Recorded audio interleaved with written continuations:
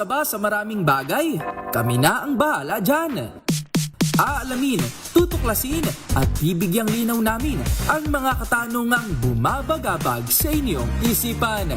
Sa programa kung saan ang bawat sagot ay galing lamang sa mga eksperto. Ang Expert's Opinion, tuwing linggo alas 3 ng hapon, dito lang sa DZRH TV.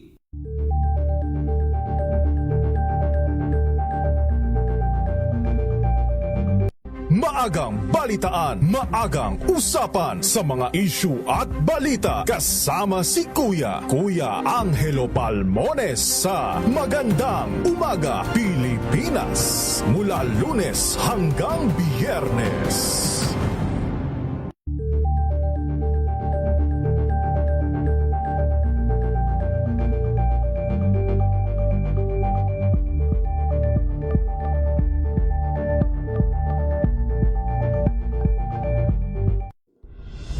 Tuloy-tuloy ang pagtulong, tuloy-tuloy ang pagseserbisyo at tuloy-tuloy ang balitaan kasama si May Binauhan sa Operation Tulong mula Lunes hanggang Biyernes. Number 1 na naman ang inyong DZRH sa latest survey ng Kantar Media na inilabas nitong January 2026, hindi lang sa Metro Manila kundi pati rin sa Mega Manila. Patunay na DZRH lang ang inyong tunay at totoong pinagkakatiwalaan. Taos-puso po kaming nagpapasalamat sa inyong patuloy na pagtitiwala dahil ang DZRH, una sa Pilipinas, una sa Pilipino. Saan ka man sa mundo, tayo Pilipino.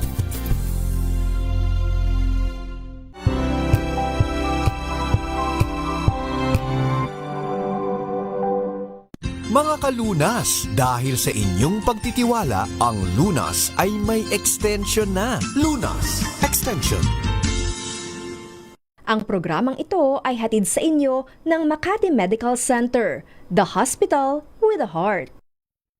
Magandang gabi Pilipinas, Metro and Mega Manila. Samahan niyo po kami for 30 minutes at pag-usapan po natin ang ating kalusugan, pangangalaga ng ating katawan at pag-iwas sa iba't ibang karamdaman. Makakasama po Eleni Bensal at ngayong gabing ito sasamahan nga rin po tayo ng ating pinagkakatiwalaang cardiology specialist ng Makati Medical Center. I-welcome po natin Dr. Paul Ketua. Good evening, Doc. Kumusta? Long time no see. Last natin ay December pa. Good evening, Ma'am Eli. Good evening po sa lahat. Yes, magandang gabi na nga rin po sa mga nakatutok sa atin via live streaming sa ating Facebook page na DZRH News. Holiday man, dahil nga po araw ng kagitingan, tuloy-tuloy po ang ating pagbibigay ng dagdag na impormasyon kung paano nga po natin mapapangalagaan ang ating katawan, lalo na ang ating puso. Ngayong summer season, para nga naman po na ma-enjoy natin ang mga outdoor activity. So, topic nga natin, Doc, ay heart health during summer. Pag-usapan natin, Doc, may kaugnayan nga po ba ang matinding init ng panahon sa ating puso? Kasi noong April 7, itong Tuesday rin lamang, nakapagtala tayo ng 43 degrees Celsius, init na temperatura sa Sangli Point sa Cavite City. At kung maihahalimbawa or maihahalin tulad nga daw ito sa parang nasa likod ka ng aircon. Tama po. At actually, yung mainit na panahon, nakaka-stress sa katawan. So, yung sa mga pag-aaral nga po, pag yung temperatura umaabot na ng 39.5 or 40 and above, yan po tumataas na po yung risk ng tinatawag na heat stroke at pwede pong makamatay, no? Kasi yung init po nakaka-stress sa katawan, bumababa po yung blood pressure, pinagpapawisan po yung mga tao, yung volume po ng dugo bumababa dahil po sa pawis, at yung heart rate nila tumataas. So yung mga tao po, mga may heart condition o kaya po may mga iniinom na gamot pangpaihi o kaya po nagtatrabaho talaga sa ilalim ng sikat ng araw. Mga workers po natin na yung mga civil servants na lagi pong nasa kalye, sila po Yes. yung pinaka-vulnerable na pwede pong mag-collapse dahil po sa sobrang init. Dahil sa stress ng init sa katawan at nade-dehydrate po sila. Pero ano nga po ba muna, Doc, yung pinagkaiba rin ng heat stroke sa heat exhaustion? Ito na nga rin yung madalas nating naririnig pag ganitong panahon ng tag-init, di ba? Opo. So, spectrum po sila. So, ibig sabihin, pag kunyari po, yung katawan po nanghihina, bumababa pa lang po yung blood pressure, yun po yung parang nagsisimula pa lang po yung exhaustion, no? Pag yung blood pressure po is bumabagsak na, namumula na po yung katawan ng tao, o kaya po nahimatay na po, yun na po yung parang kailangan na po silang dalhin sa ospital, yun na po yung parang medyo delikado na po, no? So, yung syempre, may mga ibang tao na vulnerable, hindi naman po tayo pare-parehas. At the same time, mayroon pong mga kondisyon na mas delikado kaysa po yung sa ibang kondisyon. So, kunyari, nasa loob po kayo ng isang, kunyari, garahe, nagtatrabaho po kayo, mainit man sa labas, pero kung may shade, Yes. maaari po kayong protektado. No?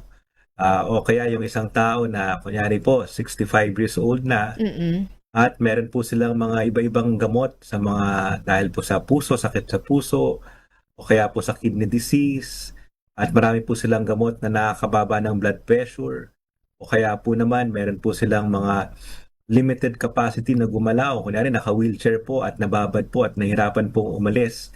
Sila po yung mga vulnerable na magkaroon po ng mas matinding pagbagsak ng blood pressure at mag-collapse.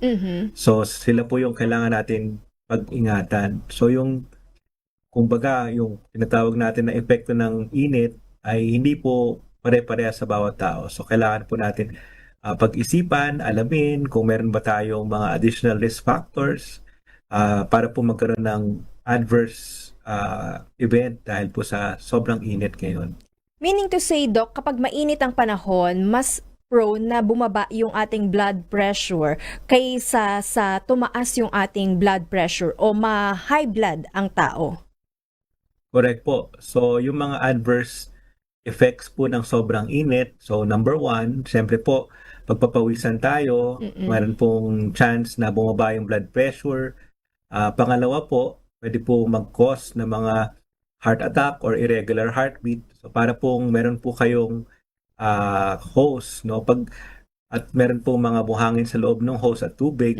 So pag bumababa po yung tubig sa loob, lumalapot po or dumadami po yung buhangin, lumalapot po yung dugo, may mga risk na magkaroon po ng blood clots. Kung sa puso po nangyari, pwede po mag-cause ng heart attack. Kung sa brain po, stroke.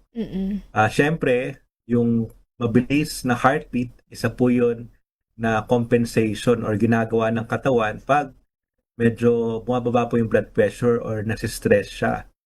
So kung meron po mga tendency mag-heart attack ang pasyente at or sino man at tumaas po yung heart rate dahil bumababa po yung blood pressure, pwede po yun mag-cause ng mga heart attack. At the same time, pwede po mag-cause ng mga irregular heartbeat dahil po sa mga electrolyte losses, di ba po? So alam natin na pag pinagpawisan tayo at na-dehydrate, maaari pong bumaba po yung mga electrolytes, mga potassium, na pwede po mag-trigger ng mga irregular heartbeat. In general po, yung mainit na environment, kahit na po hindi pa siya sobrang init, nagkakos po ng increased load sa heart. 2 to 3 times pong nagtatrabaho yung puso natin at cardiovascular system compared sa kung tayo ay nasa isang malamig o banayad na lugar. No? So, pag kunyari, lumabas po tayo at tayo po ay nagtatrabaho, additional load pa po yun. Maliban sa load ng init, meron pa pong load dun sa ating trabaho.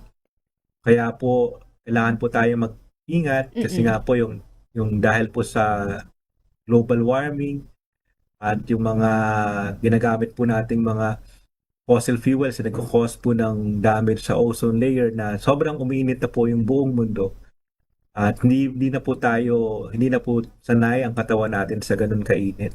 Lalo na ngayon po, 43. Grabe na po yun. Mm-mm. Sobrang init na po. Yes. At ibig sabihin nga rin po ba niyan, Doc, lalong-lalo na para sa mga vulnerable sector, sabihin natin sa mga senior citizen or may problema sa puso, na kapag ganitong panahon ng tag-init, kailangan nasa indoor lamang sila at air-conditioned yung kanilang kwarto. Opo. So, sa lahat po, ang general recommendations ay number 1, umiwas po sa pinakamainit na panahon sa buong araw. So in general po, 10 a.m. to 3 p.m., baka po kailangan nasa bahay lang or nasa lilim lang po. Huwag po magpapainit. Remember po na kunyari kumuha ka ng thermometer at sinukat mo yung temperature sa isang lugar, maaaring mas mataas pa doon yung actual temperature. So kasi po, nagre-radiate po yung init from lupa papunta sa katawan, o kaya nasa isang lugar po kayo na walang bubong at wala pong ventilation. Kunyari yung temperatura, kung may magandang ventilation is 40, baka po 44, 45 po yung magiging temperature kung wala pong magandang ventilation. So pangalawa po, syempre, kung magpapalabas po tayo, kung pwede po magsuot po ng mga proteksyon, no? Kunyari po, sombrero, magsuot po ng sunscreen, o kaya po magdala po ng payong para po kahit lumabas man, kung vulnerable man sila, at least mas malamig po, o magdala po ng mga portable fan. Kung pwede rin po, syempre mag-hydrate. So meron pong general recommendation na iinom po ng 200 to 300 ml per hour. So syempre depende na po yun sa tao. Kung meron po silang mga pampaihi, baka po mas ma-dehydrate sila. Kung meron naman po silang heart failure, baka po kailangan less na water. So, at syempre, in general din po, hindi lang po sa vulnerable sector, kung magja-jogging po or mag-exercise, syempre po gagawin po yun sa mas malamig na temperatura. So, meaning, kunyari po, 6 o'clock o 7 o'clock ng umaga, o kaya po sa gabi. At iwasan po na magbabad sa araw kung hindi naman po kailangan. Okay. So, yung nabanggit niyo po, yung mga vulnerable na tao, Yes. sila po yung dapat mag-ingat. Kasi, syempre, kunyari, meron po tayong edad at meron po tayong sakit sa puso. Pag additional stress po ng init, lalo na ngayon, hindi lang po yung physical heat, pati po yung ulo nyo, init, sobrang taas na po ng presyo ng diesel. Opo, at syempre, lahat naman po tayo affected nung gera sa Middle East. Mas nakaka-stress po yon sa puso nila at mas kailangan po nilang mag-ingat, no? So hindi naman po kailangan magkulong sa kwarto, but maging aware na yung temperature na nararamdaman nila hindi lang po yun yung actual temperature, which can be higher, at pwede po silang maluto nang hindi po nila nalalaman. Wag po sila mag-rely sa uhaw bago po sila uminom, mag-augment po ng iniinom na tubig at mag-konsulta po sa doktor nila. Baka po kailangan medyo bawasan yung gamot or i-modify habang nasa summer season po tayo.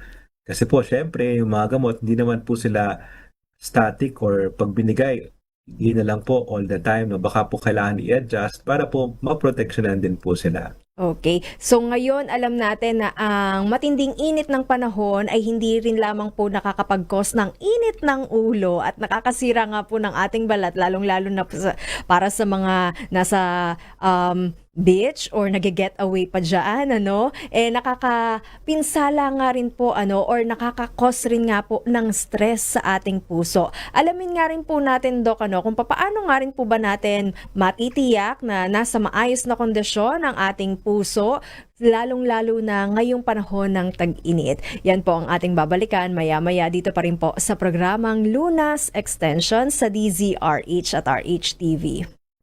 Ang programang ito ay hatid sa inyo ng Makati Medical Center, the hospital with a heart.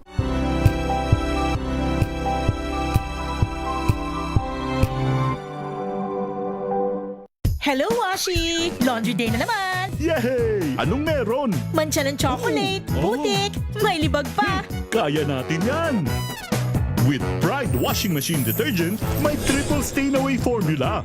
Tanggal ang makapit, madikit at malupit na dumit mancha. Kaya easy-easy ang labada. Mula noon hanggang ngayon. All you need is pride. All you need is pride. ACS.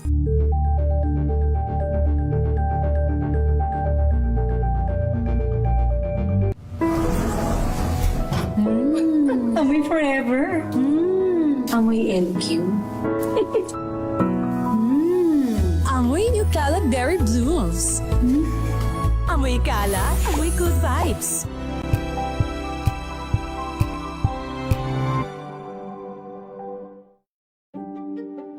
Buklatin ang mga pahina. Pakinggan ang boses ng lipunan. Tunghayan ang mga issue mula sa ibang katayuan. Nakakalungkot kasi deserve ba namin ng ganito? Na hindi nila alam kung ano talaga yung kanilang mga karapatan. Yung gobyerno, tinulungan nila yung kanilang magsasaka. Pinapatahimik tayong lahat using various laws. Through education, kayang-kaya nating baguhin yung ganitong klaseng pag-iisip. Isang kwento, iba't ibang anggulo. Dito, sa Point of View.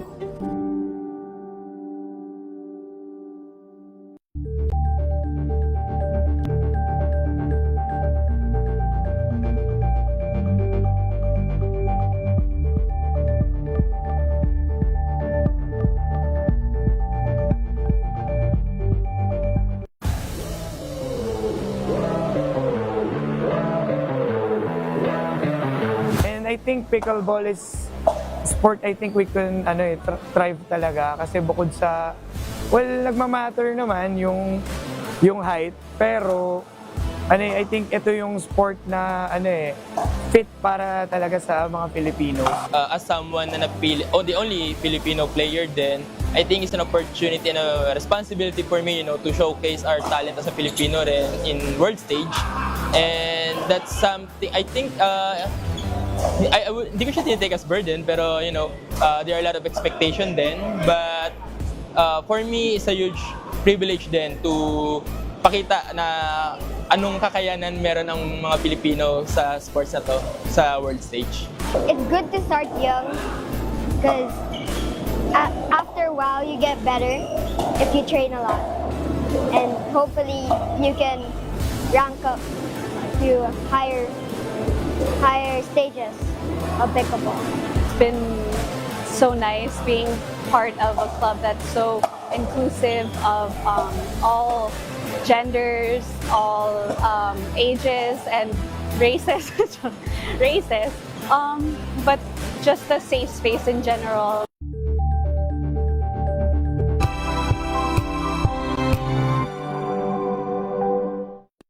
Mga dagdag na kaalaman at usapang pangkalusugan. Lunas Extension.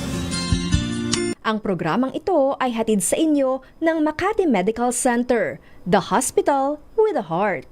Nagbabalik po second part ng ating discussion dito pa rin po sa programang Lunas Extension sa DZRH at RHTV. Kapartner pa nga rin po natin ang Makati Medical Center, the hospital with a heart. Sa pagpapatuloy nga po, Dok, ng ating discussion, pinag-uusapan natin para sa mga kakatune in rin lamang ang heart health during summer. Dahil panahon na nga po ng tag-init, paano nga po ba natin mapapangalagaan ang ating puso para mas ma-enjoy natin ang summer season. Ngayon, alamin natin, Doc, yung mga signs and symptoms na unti-unti, dahan-dahan na nga po palang naaapektuhan ang ating puso dahil sa matinding init ng panahon. Kung minsan kasi akala natin normal lang, 'di ba, Doc? Dahil nga po sadyang mainit pero meron na nga rin po palang kaakibat na seryosong sakit.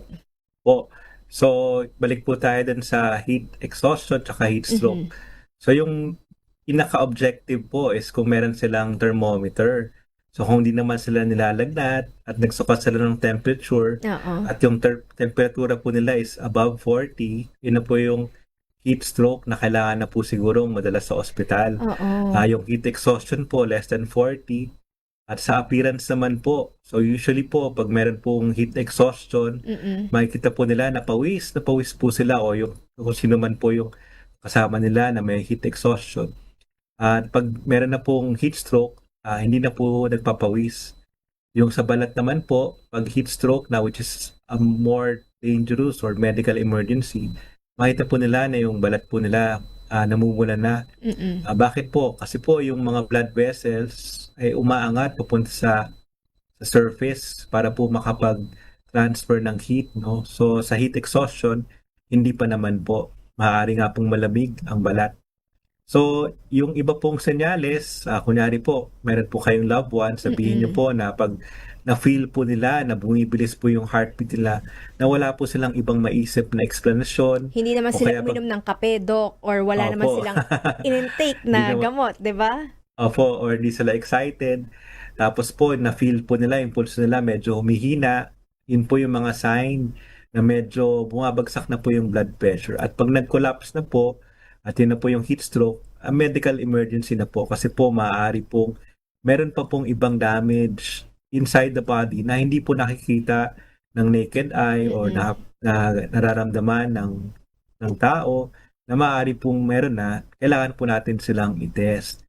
Syempre po, panghihina, yung iba po is hindi na po sila masyado makagalaw, yun po yung medyo baka po sign na kailangan na po silang magpunta sa ER para po sa mga paunang lunas at ma-check kung meron po ba talagang naging serious damage yung sobrang init ng panahon. Doc, may question po dito si Joey. Sabi niya, okay rin lang po ba na maligo kapag ganitong matindi ang init ng panahon? Sabihin nating nakaligo na siya kaninang umaga, ngayong hapon, dahil sobrang init, nagiinit na nga ang kanyang ulo, okay lang ba, Doc, na maligo ulit at kahit sa gabi, maligo ulit? Opo, hindi po pinagbabawal na maligo ng multiple times. At kung maliban po dun sa pagligo, meron po tayong ina-advise na kunyari po, mainit ang panahon, mas maganda po na magkuha po kayo ng bimpo o kaya po yung tuwalya na medyo basa para po yun po yung papalamig po ng katawan natin, no? At kunyari po, may electric fan kayo, meron pong rekomendasyon na pag yung temperature is above 40, ideally, hindi po bubuksan ng electric fan kasi mag-blow lang po yun ng mainit na hangin. So kung above 40 po, mas maganda po mag-aircon at electric fan or aircon alone. Pero kung below 40 po, mas maganda po mag-electric fan. O pwede rin po mag-aircon but electric fan is already enough. At syempre, yung nabanggit ko rin po kanina, bago po maligo, syempre it will take time para po bago pa po maligo, is mag-hydrate. Wag pong matakot or wag maghintay na mauhaw bago po uminom. Kasi po kung minsan, dehydrated na yung tao and hindi pa po sila umiinom kasi wala pa silang thirst. Make it a habit. Yung iba nga po nagpapa-alarm. Kunyari, mayroon po kayong tatay o nanay na may sakit na hindi na po masyadong medyo hindi na po sila nakakaalala or medyo makakalimutin na, pwede po kayo mag-set ng alarm every hour para po meron silang auditory alarm para po uminom. At kung nakauwi na po, hindi po kailangan na magpahinga or mag-stop bago po maligo. Huwag po kayong matakot na maligo kasi po malakas po siyang makababa ng body temperature. Pero pwede rin daw po ba, Doc, inaalaw rin po ba natin safe na maligo na lalagyan ng yelo? Pwede naman po. But syempre, meron din pong konting disadvantage yung biglang lamig, di ba? So, mas maganda po na normal water temperature lang po na mas, syempre, ideally po, below 37, 36. At bago po nila itry yung ice bath. Kasi po, pag masyadong mainit, tapos biglang nag-ice, baka po sumakit po yung mga muscles, mag-spasm po or magkaroon po ng pain dahil po sa biglang pag-contract ng muscle. So siguro po medyo dahan-dahanin po muna yung change ng temperature but an ice bath po at the end of the day is also good. Sa pagligo nga rin daw po, Doc, mas ipinapayo na basain muna yung paa bago yung ulo agad para Opo. makaiwas sa pinsala sa puso, Doc? Actually, so kung pag-aaralan natin, yung paa po yung pinaka malakas mag-regulate ng temperature. So, siya nga po sa mga tao na pawisin, actually yung paa nga po yung pinagpapawisan. So, pwede po naman maligo sa ulo, sa simula. Hindi naman po yun masama. But ang point lang po is yung paa po yung pinaka sensitive sa temperature, no? Sila yung pinaka maganda mag-release ng heat. So kung kunyari, medyo pawisin po kayo, maganda rin po na unahin po yung paa. At kung lalabas po kayo, huwag niyo pong kalimutan na magsuot ng mga footwear na hindi po nakaka-prevent ng airflow. So yung mga mesh, mas maganda po yun, or magchinelas kesa po yung constraint.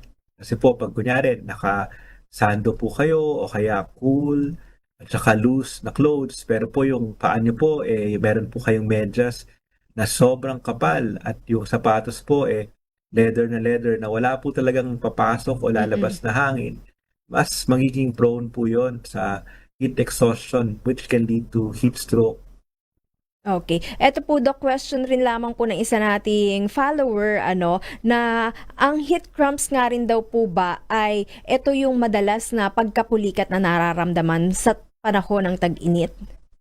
Apo, so isa po sa mga explanation, so hindi naman namin sinasabi na lahat ng cramps dahil po sa electrolyte imbalance, but isa sa mga possible reason po ng cramps is nag-shift po yung electrolytes.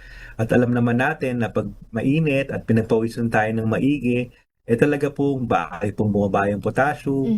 Kaya nga po, pag medyo mainit tayo at medyo meron tayong mapagbibilhan, maliban sa tubig, ang nire-recommend din po is yung mga tinatawag na ionic drinks. So yung meron pong mga potassium, may konting sodium, para po yung mga electrolytes hindi po masyadong mawala. Remember, wala pong simptomas na specific sa pagbaba ng electrolytes. No? So kunyari, wala kayong nararamdaman, maaaring bumababa na yung potassium nang wala pong nararamdaman.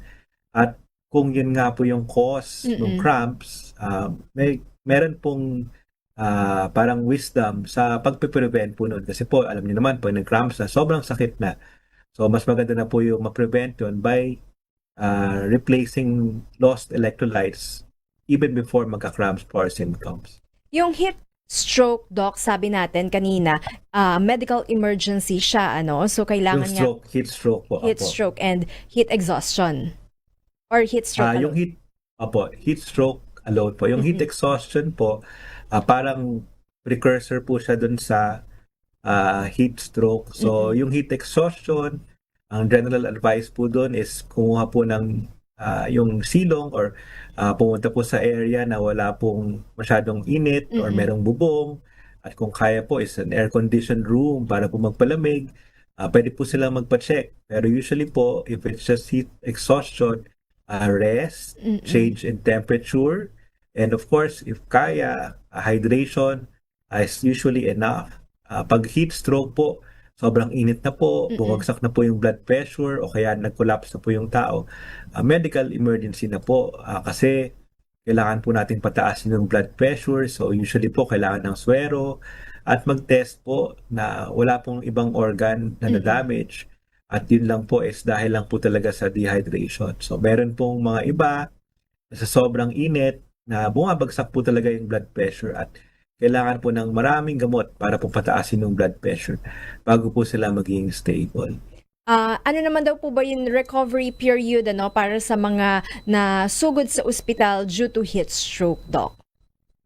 So depende po. So kunyari po, bumagsak lang po yung blood pressure ng konti dahil po sa dehydration, maaari po, kunyari nagtatrabaho po sila sa highway at sobrang init at hindi po sila makainom dahil sa trabaho, maaari pong same day, ma-hydrate lang po sila, ma-normalize lang po yung blood pressure, baka po makaka-uwi sila or makaka-recover. Pero po, may mga ibang tao na kunyari po umiinom ng mga pampaihi dahil po sa mga ibang sakit at meron po silang mga gamot na nagpapababa ng blood pressure. Pwede po dahil po sa sobrang init, di sila umiinom, may gamot pa sila, maaari po bumagsak yung blood pressure na mag-cause ng kidney injury, for example, o kaya yung iba masyado po yung dugo, pwede po sila palang nag-heart attack. Syempre po, medyo mas matagal po yung recovery. So, medyo case-to-case basis po yun.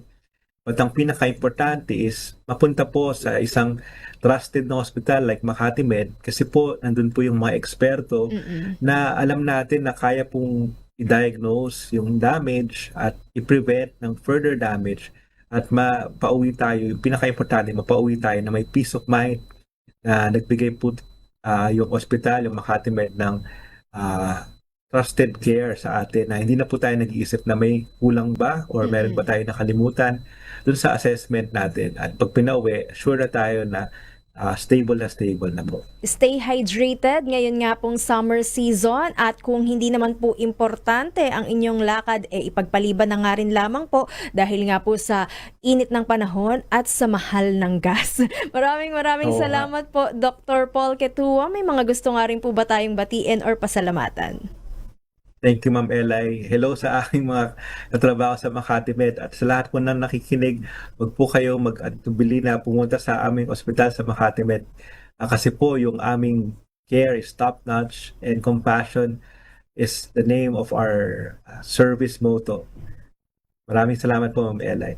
Thank you once again kay sa ating cardiology specialist ng Makati Medical Center, Dr. Paul Quetua. Muli, para nga po sa mga health concern na nais niyo pong bigyang kaliwanagan, or nais niyo pong ipakonsulta, maaari pa rin po kayong tumawag sa Makati Medical Center hotline number 8888-8999 or visit their website sa makatimed.net.ph.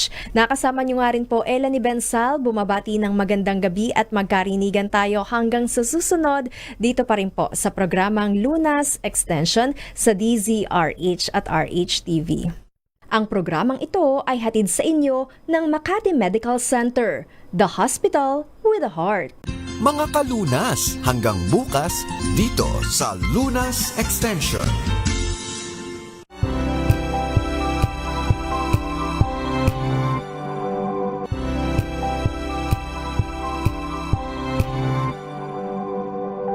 Tinesting, sinuri, siniyasan. Ang resulta, super effective ang Shield sa pagpatay ng bakterya at virus. Shield Antibacterial Soap. Believe ang